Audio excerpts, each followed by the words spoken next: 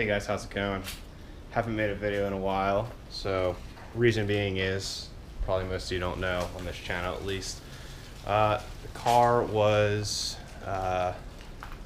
down, had a piston problem, so there's been like 4 months of the car being down.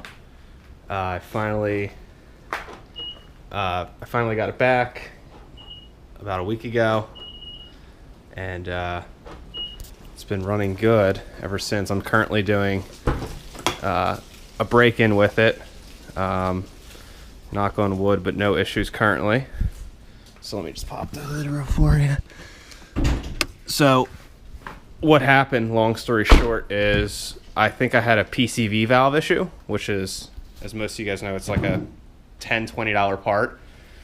Well, it was detonating under, wide open throttle pulls occasionally, and that's basically what happened.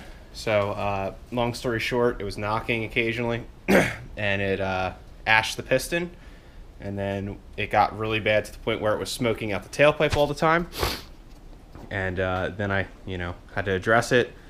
What we did was we added, the lighting's probably pretty not the best, but we added a secondary catch can. So this is the T1 vent or air to water separator, so it's a 3-piece system.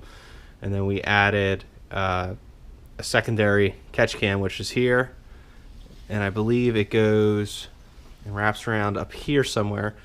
So basically my crash beam now is my secondary catch can that's a vent to atmosphere. So with a deleted PCV valve, that solved the solution.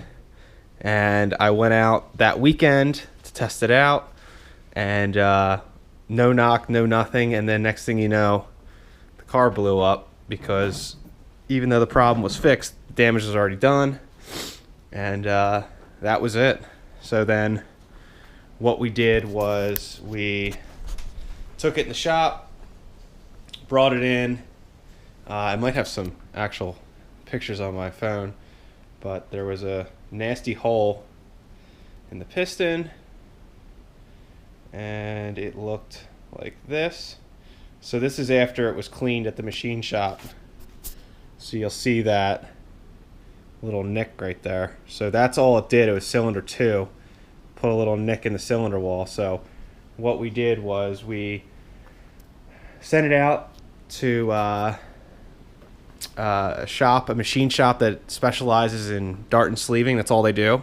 So I put some dart and dry sleeves in it.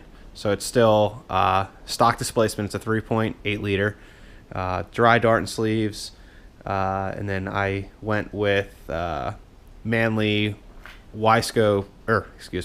Manley pistons, and then the Manley I-beam rods. So it just has, king bearings, stock crank, stock girdle, stock displacement, rods, pistons, and some dart and dry sleeves in it. So one thing I did realize about, at least, one thing I realized putting this thing back together, I have about 400 miles on it currently, so I want to go about 1,000 before the break-in's completely done and goes back on the dyno and all that.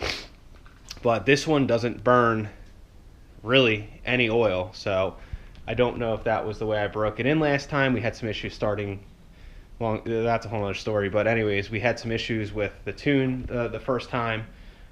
This time, obviously, we don't, because it's the same setup basically. And I don't know if that damaged the rings, or maybe it was just built loose or whatever, but this one doesn't burn any oil, which is really nice for a street car. So, I mean, as you guys know, this is mainly a street car, so that is that's basically what happened to it. So put a hole in piston 2, had to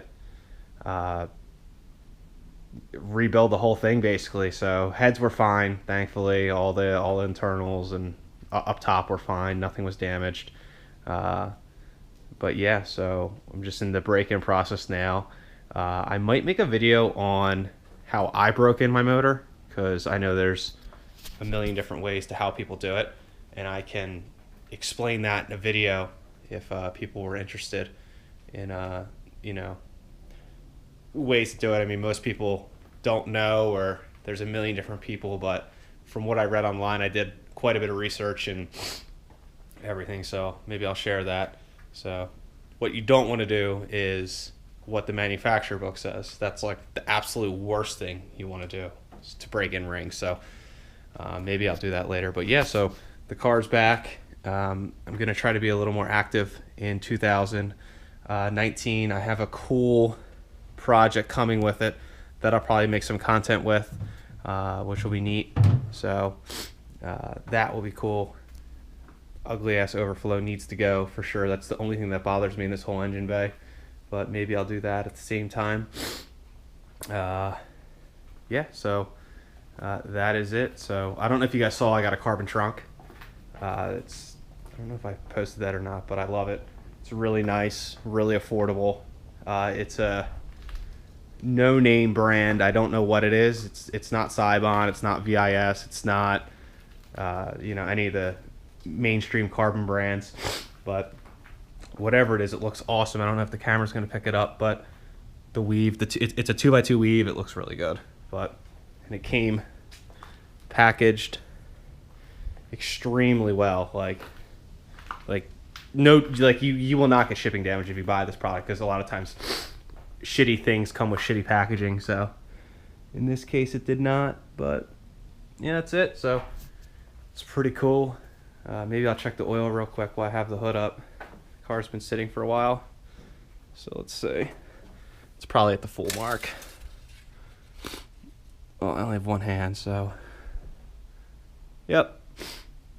It may be burnt in 400 miles with me driving it kind of hard. It burnt maybe 1/8 of oil, which is pretty normal in a turbo car anyways if you beat on it. So yeah, that's it. So I'll keep you guys posted. Be sure to like, subscribe, comment. It gives me motivation to keep building videos. Maybe I'll do a rundown on the full setup again, just what changed and whatever. But yeah, so be sure to like, subscribe, comment, and I'll keep you guys posted. All right, see ya.